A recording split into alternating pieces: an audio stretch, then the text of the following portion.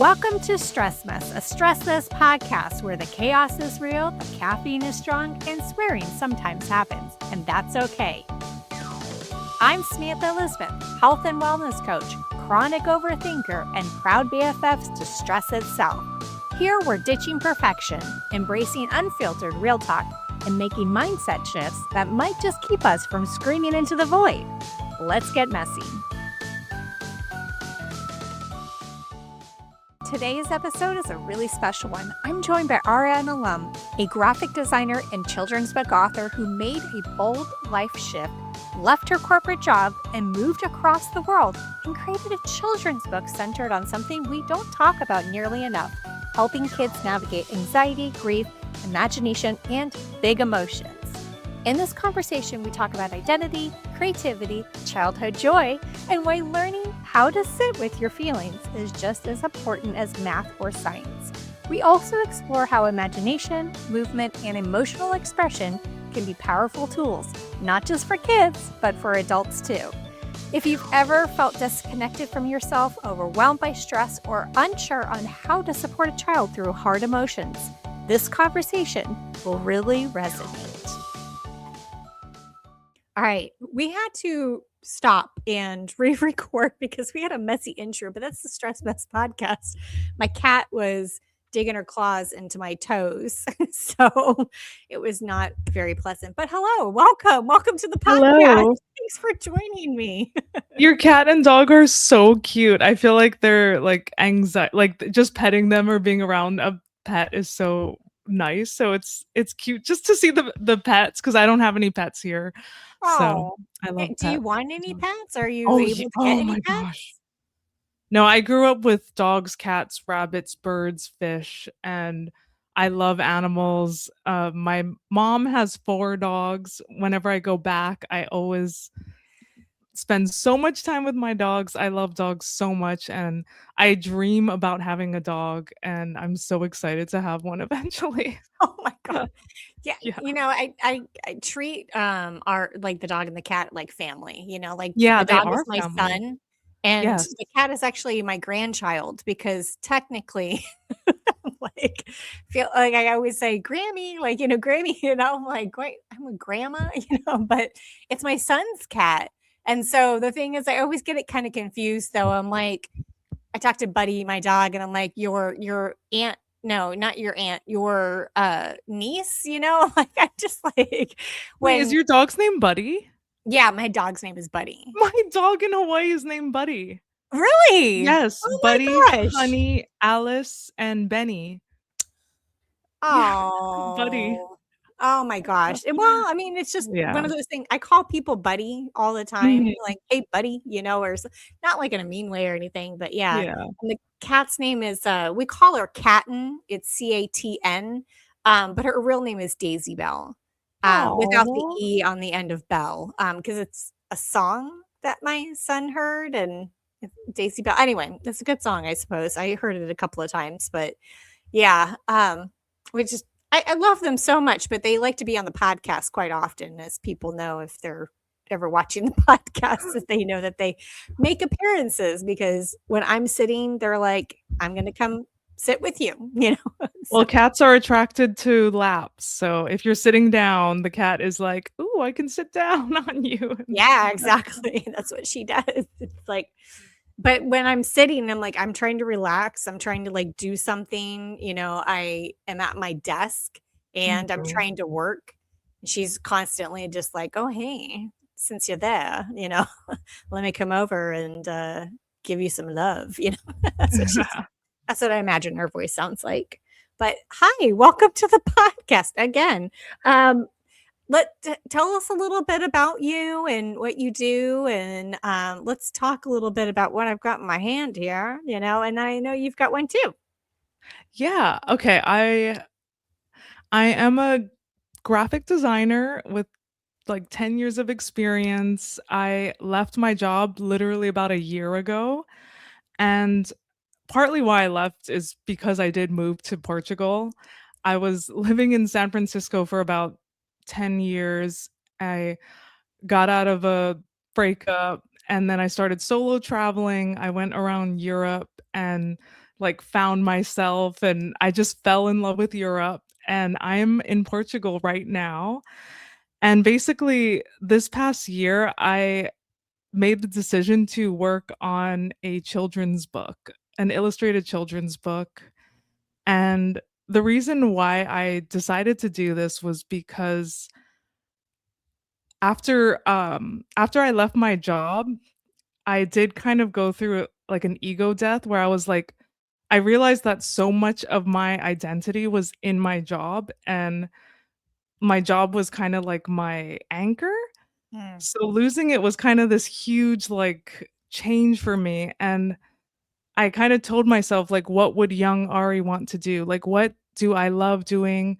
What do I see myself doing for a long time? And when I think about myself when I was younger, I would always draw. I loved anime and I just like to draw like cartoons and dogs and stuff like that. And I also wrote a I wrote the I created the sketches during the pandemic and I made this book. It's for my grandmother because I was always super close to my grandma and I kinda, like, made the sketches and then I put them away and I totally forgot about them. And then when I lost my job last year, I was like, "Wait a second, I have these sketches. I want to work on something that's, like, a difficult project, not just a nice illustration.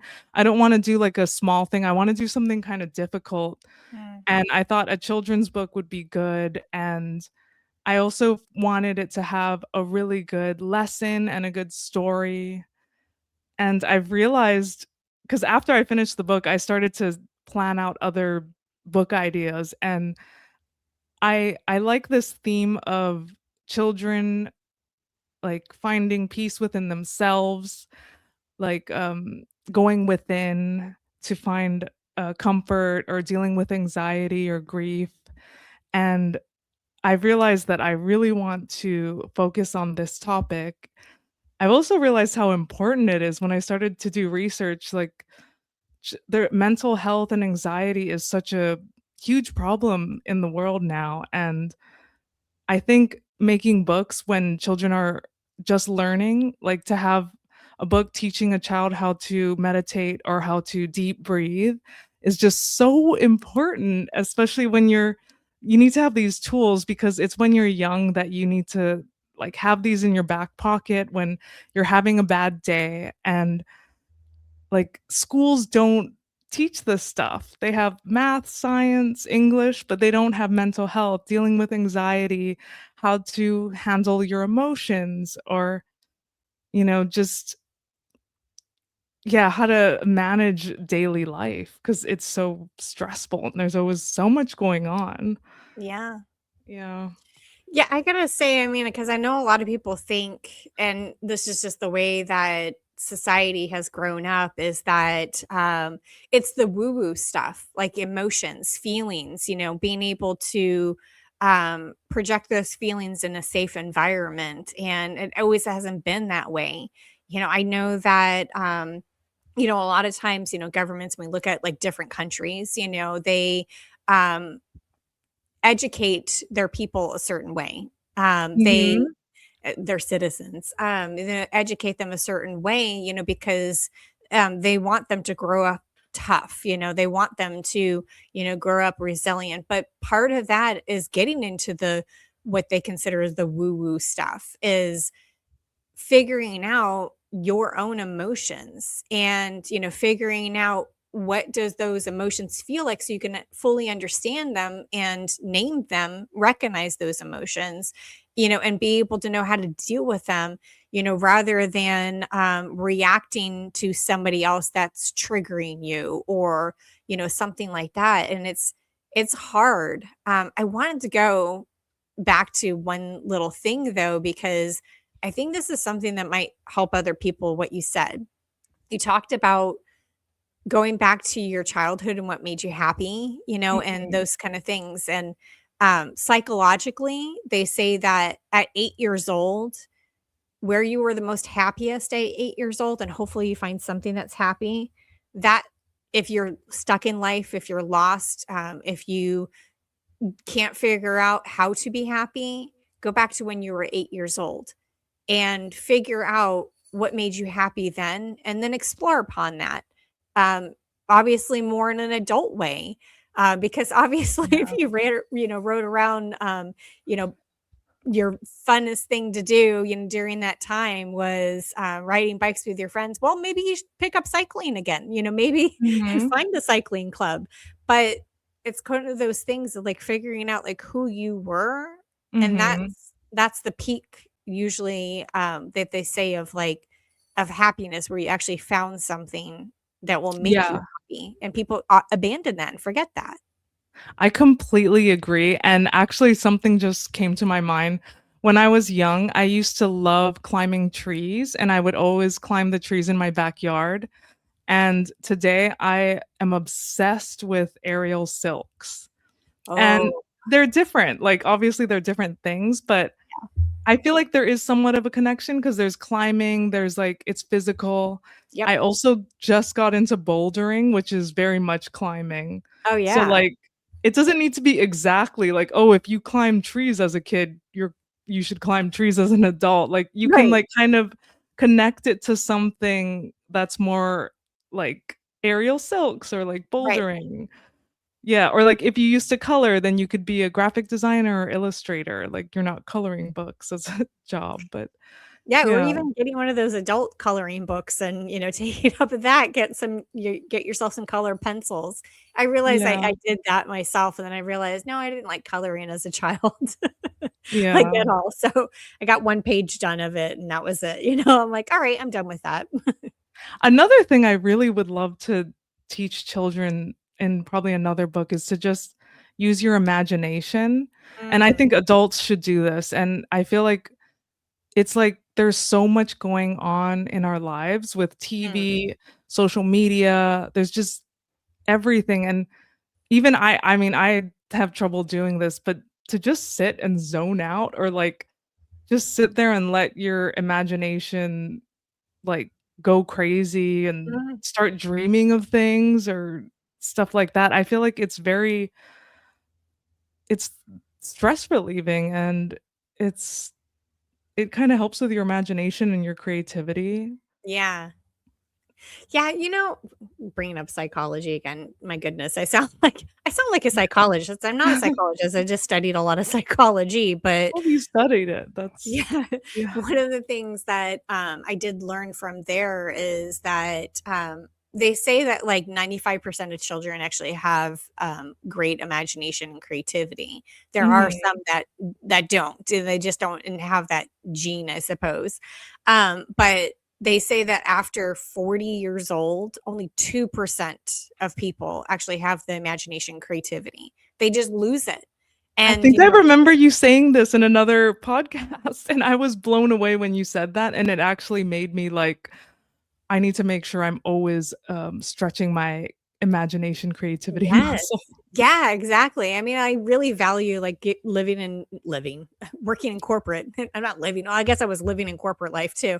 But Yeah. working in corporate life, one of the things that I always valued is good brainstorming session. Like let's throw out Mhm. some crazy ideas of how to solve this issue, or let's, do this. And, I love to stand up at the whiteboard and say, give me your idea. And somebody would say, let's have clowns in the office. Well, hold on one second. That might scare people. But, like it would be like people throwing out ideas and trying to tap into hopefully that 2% of the creativity or something, that um, you want to have people continue to do that. And I love that you want to like, do you want to introduce your book now?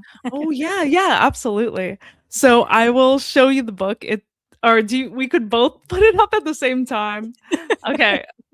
Da da da da. Ah! See, now I've got a what do you call this? Paper copy, Paperback. paperback. Thank you. And the only reason why it's paperback is because, when I was uploading it to Amazon, they only took, um, portrait style books for Oh, hardcover. Yeah. oh, Just so okay. in case anyone's curious, they didn't have any landscape options, only portrait size books.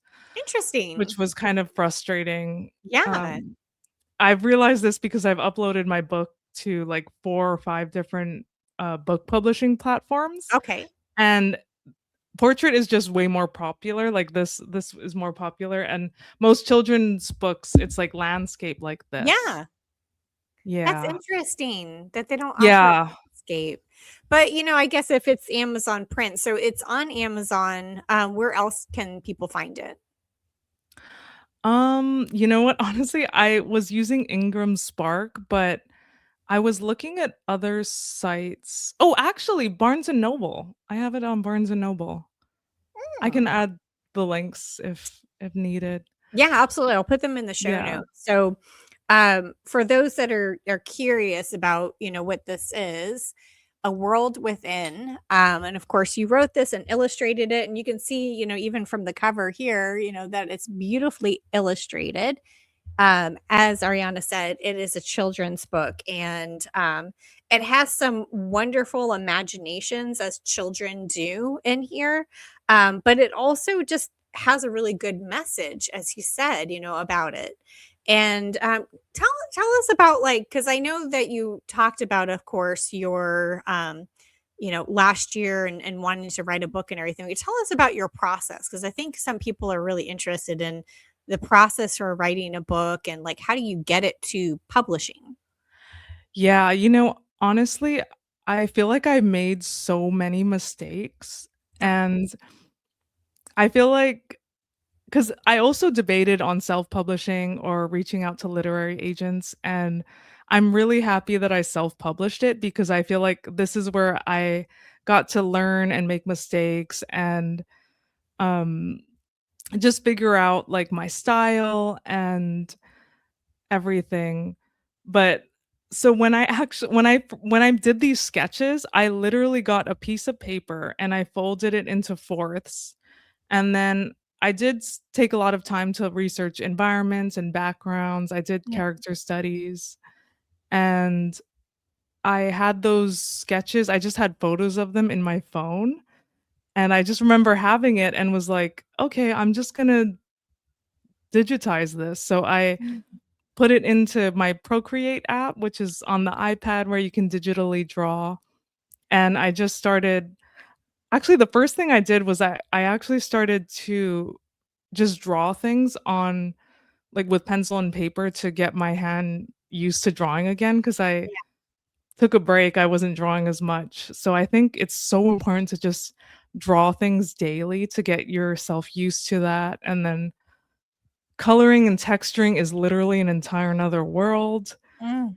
Um, and it's so crazy because when you go through the book, I noticed I was improving, and when I was about half when I was almost done, I think I had, like, 6 more pages left, I made the decision to turn my character into an alien, and she was actually a human girl before. They were all humans, but Yeah.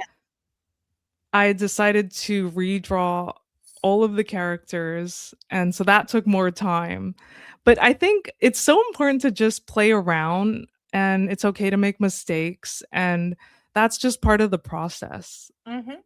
Yeah, absolutely. I mean, because this is, about a girl that goes to sleep. She's in a dream, and she's having this dream that helps her to open her eyes up to the grief that she's having.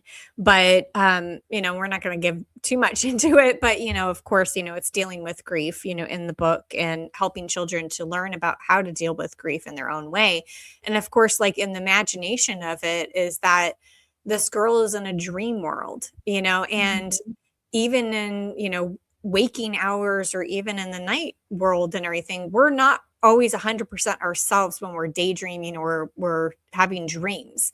We are ourselves, but we're not quite ourselves, so I do love Mhm. how that you leaned into that you just didn't make her as she is, because of course in our dreams we're not always as we are. We're Yeah. not ourselves. I mean, I I have many dreams sometimes of being like a dancing or singing superstar or something like that. Is Oh, definitely not cool. me. First of all, I can't dance well and I can't sing well. So, but like in my dreams, that's who I am, like look at me. I'm on the big stage. But anyway, those sort of things. So yeah. I Um, feel like my inner self is an alien, and I feel like me making my character an alien just reflects me so much more. mm, Because even my past illustrations, I would always draw alien girls with blue skin or purple skin, and yeah. I don't know, I just like how, like, it's weird and it's, like, otherworldly and everything like that. Yeah, Yeah. definitely. I know I do have a friend that sees herself as a alien as well too. You know, she's just like, I just don't feel like quite like I fit, in society, Yeah. which I I think think is No, I was just gonna say, I think that was another message I wanted to convey because I feel like kids probably do feel like aliens. They feel like they don't fit in, and I actually think making my character an alien can help children feel more connected and like they relate to the character more because yeah. when you're at this age, you feel so out of place or like you feel like an alien yourself Yeah, in a you're sense. trying to figure out how do I fit into this world, who Yeah. am I?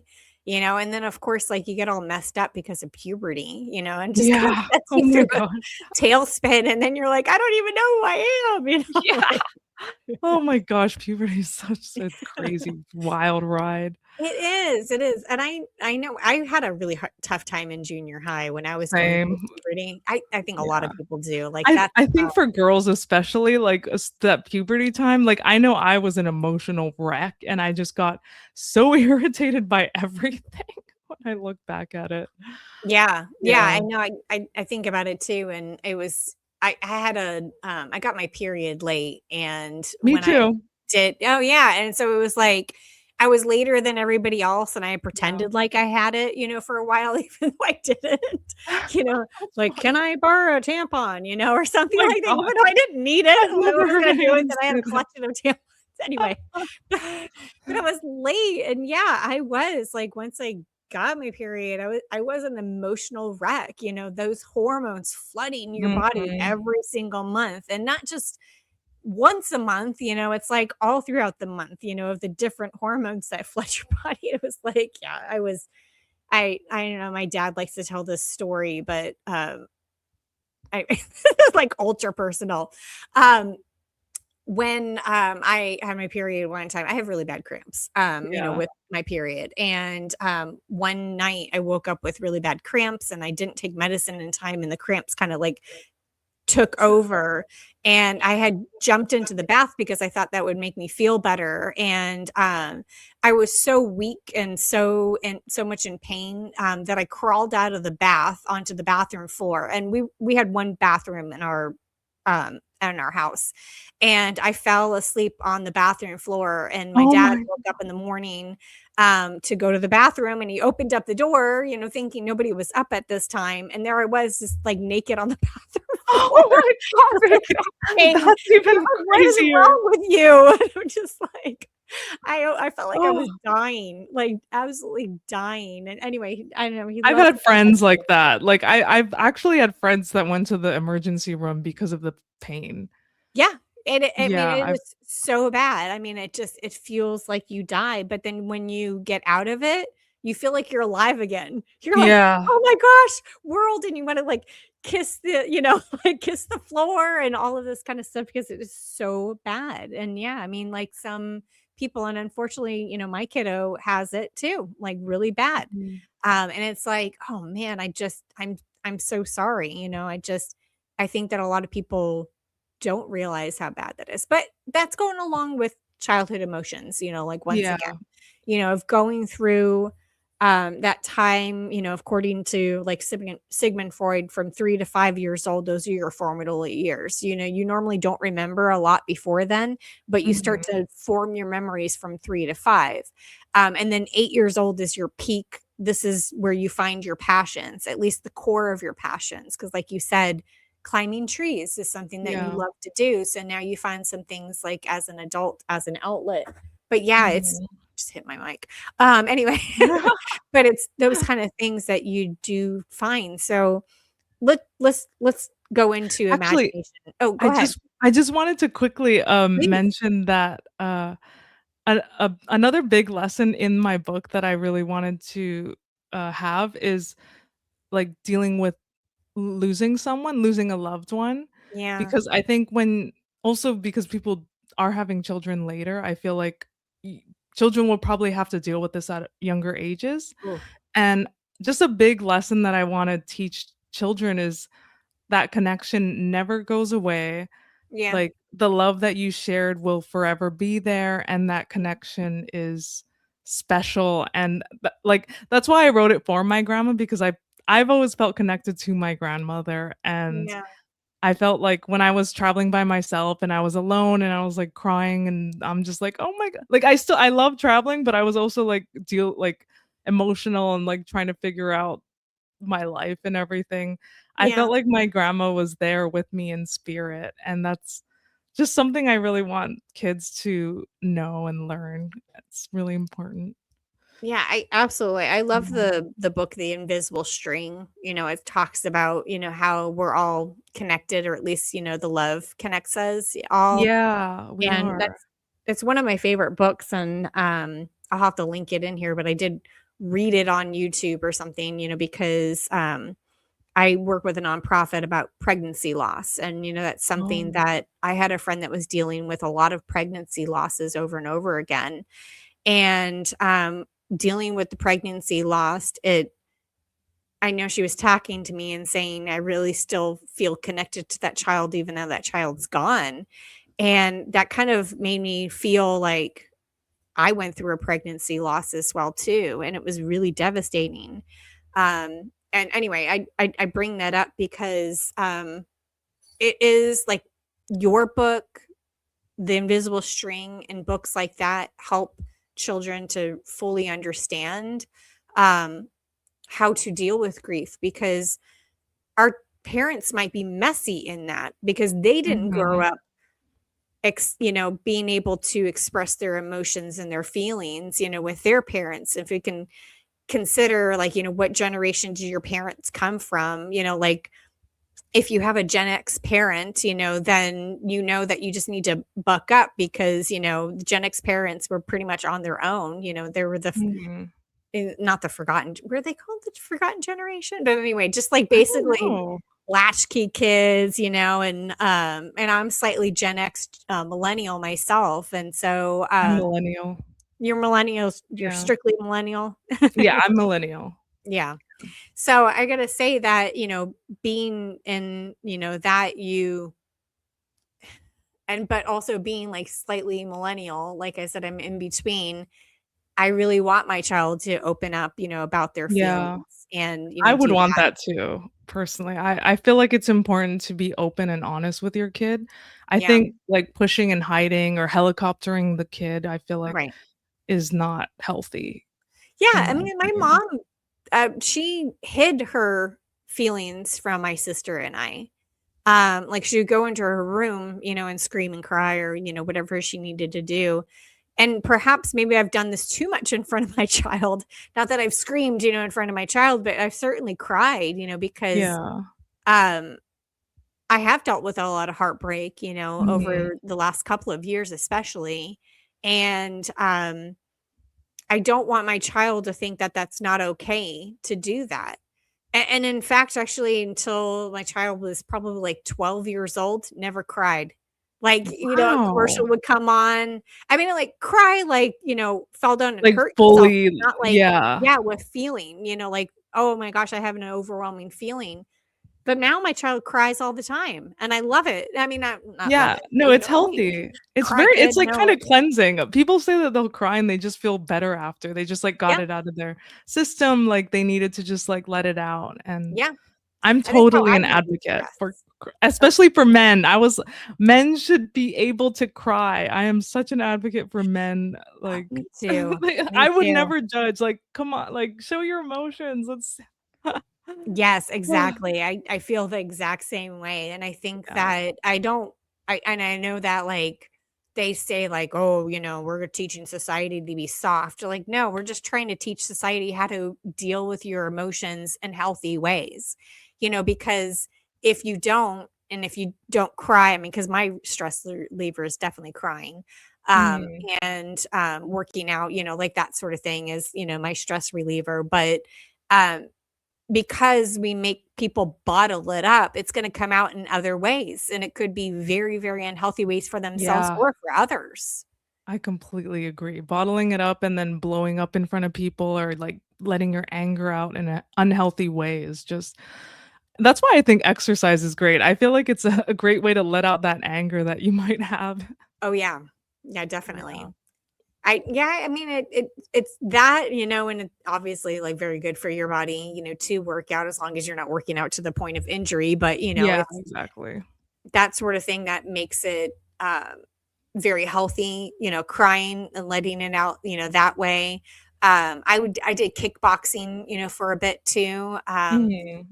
I wasn't And terribly frustrated. we're both doing CrossFit. I know. Okay, so but are Yeah. you part of the CrossFit cult? Like, what's going on? Well, yeah, honestly, everyone is so nice. I'm in the chat group and people are so friendly and they, like, wish each other happy birthday, and Aw. I don't know, like, people will give each other hugs in the morning, so it's and also there's dogs there. People bring their dogs there. They have, like, a little area for the dogs, so I get my exercise and I get my dog time, which is amazing. Oh, wow, that's so Yeah. cool. I mean, it sounds I know I jokingly said the CrossFit cult because, the thing is that the joke It is is people say it is culty though, and I kinda see it, like, there's just, like, this whole group, like, it's yeah. yeah. Well, But it I seems healthy, in my yeah, opinion. but, like, I guess the healthy kinda cult, I suppose, Yes, exactly, a for the healthy thing. cult, a very healthy cult, actually. Yeah. Yeah, and I get it. I mean, obviously, the joke is if you're vegan and you do CrossFit, which one do you talk about first, And it's Oh like a my joke god, because that's I was a hilarious. vegan for a bit, And yeah, Actu it becomes a thing, because it's not yeah. part of normal society. Another thing I was actually watching another podcast, and it was about health, and it was all women talking about it, Yeah. and they were really talking about how important it is for women to build muscle, especially as you get older, Oh, yeah. and there's, like, a stigma, like, if you get big, like, you don't wanna be muscular, you wanna be Yep. skinny, and that's the reason why women fall down and break their hips, and, like, women need to have muscle, and, Yep. like, I'm lean, but I'm trying to build muscle, and I can slowly see it coming. I have to, like, Yeah. eat protein, but it's so important for us flexibility, like, so that we can have and flexibility, balance, and muscle is super important as we get older. Oh, yeah. Yeah, I can definitely say, as a health coach, that's something that I Yeah. really talk to people a lot is, I know women are like, "Well, I don't wanna look muscular or, Yeah. like, bulked up and everything." I'm like, "You're not going to." Like, unless Mhm. you're going for bodybuilder, type of diet, with exercise Mhm. and everything, but I do teach, women especially, and especially, women, because as we do get older, we start to lose our muscle mass naturally, Yes. and I know a lot of people that are on Ozempic or GLP-1s, and, that is muscle erosion, on, Oh, I those didn't even know particular that. drugs. So it not only do you erode, your muscle or, have less muscle and everything as you get older, if you're not doing anything, of course, Yeah. then and then you're also on a GLP-1, my gosh, you're gonna have basically no muscle and you're just going to be gelatinous, at that time because 'cause you're just a skeleton with fat, and Ugh. so but that also is, like, counterintuitive to actually losing fat, that what people Mm. want to do. And so, yes, absolutely, eating the pro and I know a lot of people are like, "I eat protein." I'm like, "But do you actually do strength training as well? Because what are you Yeah. using that protein for, other than to be fuller longer?" So, I do teach people about, you do need to do strength exercises, and it's just as important as cardio. Yep. And, you gotta eat your protein, to be able to build up that muscle, but not build it up to a point where you're just, some bulky she woman, going And around. you're definitely not gonna get bulky, and, like, when I was in my 20s, I never like, I did tiny bits of weight, like, like the 20 like, nothing, and Yeah, then I just started doing CrossFit, and I'm not bulky at all, like, it's but I feel stronger and I feel better, and it's yeah. just it really just it's so good for you to work on your muscle, like, we do the moves where you have the bar and it's, like, behind your back and, like, Oh, yeah. stuff Gets that I the never thought I would do, like, it's, like, stuff you would think only the guys would do in the gym, and but it's really good, like, I kind of hate it, but I love it. You know what I Yeah. mean? Like, Yep. it's tough, but I feel so amazing after kind of thing. Yeah, I gotta Yeah. say, I mean, I have a love-hate relationship with working out too because, well, this morning I woke up, I put my workout clothes on right away. I was planning on doing my normal cardio with strength exercise. And I was like, you know what? I'm a little sore today. And I listened to my body and I said, I'm not going to do it today. Tomorrow, I definitely will. And I will. I know I will do it tomorrow. So I'm not one of those people that are like, tomorrow, tomorrow, tomorrow. I'm not Yeah. like that at all. I know I definitely will do it, but I do know that's, something that you gotta wake up and you gotta listen to your body, and then with exercising too, like, you might have told yourself, and that's a limited belief, this is exercise is for a man, it's not Mhm. necessarily for a woman, and so Yeah. therefore, I shouldn't be doing this exercise, but yeah, those you're talking about like a pull down, right? Like Type of a exercise or long bar with yeah. the things, and you squat and then you go like that, and it's like, Ah, yeah, or like it's just, yeah, it's like you see guys do it if you go to the gym kind of yeah, thing. Yeah. yeah. Yeah, definitely. Or women, don't limit yourself to exercises that you think are a man exercise or something like that. It's definitely Yeah. healthy for you. Well, Yes. good. Well, I think that we definitely talked about a lot. I will definitely make sure that you're in the show notes and everything. The link to your book. If you can send me those links, and then that way I can make sure I include them. And then, yeah, I think that the encouragement here, everybody, is that we need to work on child's mental health just to set them up Yes. success better in life, right? Yes, exactly, because I actually looked this up before. I just wanted to make sure, and the anxiety in children, like children, teens, like I think it was like a child to like age 24, like anxiety is just growing, Yeah. and we just need more tools, and we need to actually make it important for especially kids when they're first growing and learning, like so that they know that they have this thing that they can do to manage their stress and anxiety, because it's Yeah. just getting worse right now, and it's Yeah. really sad to see how, like, anxiety is just growing so much, and Mm. yeah, it's like it's an epidemic, and we need to do something about it, so Yeah, yeah, I'm really definitely. happy. Yeah. Huh? I love that you call it an epidemic because I think you're Yeah. absolutely right. There's that I know with society, there's that pendulum swinging, and they say that millennials got too soft, that everybody's like a special snowflake and all that kind of stuff. Mhm. And I think it was a swing in the right direction, but perhaps society thought that it went too far. But now we gotta find like a happy medium between, yes, we do need to be tough, we need to Mhm. be mentally tough, but in order to build up that kind of toughness, you gotta understand it first. Like Yeah. how can you it's the same thing of going back with exercise and everything. How can you effectively build muscle unless you know the form or the moves, right? Yeah. Or else you're just gonna hurt yourself. And it's the same thing with mental health too. Oh man, tying it all back here. And mental health is so much like exercise, like, it's tough at first. When I first did CrossFit, oh my gosh, and aerial silks, like, my body was in so much pain, like, it is like, you have to keep doing it just like exercise, and Yeah. it's gonna be a little bit harder at first. You gotta get into the rhythm, and then soon it just it's a lot easier, and it gets easier and easier. Yeah. Yeah. Yeah. Definitely. All right, everybody. Work on your mental health. Even as an adult, if you're like, oh, I didn't learn that Yeah. as a child, I'm good. Please, please just go out, pick up books that might help you or something like that, or even help your children too to understand their world, and their emotions and everything, especially when it comes to grief. Also, I think adults should read children's books. I actually have started purchasing children's books, and I mean, because 'cause I'm a designer, but it's a cute story. You can read it in one sitting, and it's I feel like it should be fine and normal for adults to get children's books and read 'em, you know? Yeah. Well, I gotta say, like, Dr. Seuss's Oh, the Places That Yeah, You'll which Go, is sweet.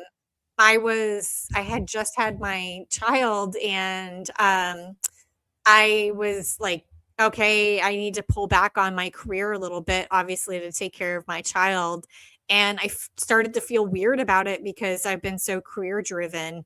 Yeah. And when I did that and I read that book, I cried so much over that book. But it helps you to understand a little bit more and maybe talk to your inner child that's Yeah. hurting, I get because emotional. I get, like, teary reading some books, so I totally get it. yeah, Yeah. definitely. All right. Well, thank you so Alright. much. I really appreciate you being on the podcast. Like I said, I'll put everything in the show notes. And This thank was you. so fun. Yeah, I know. Thank you so much. And yeah, good. Alright, thanks.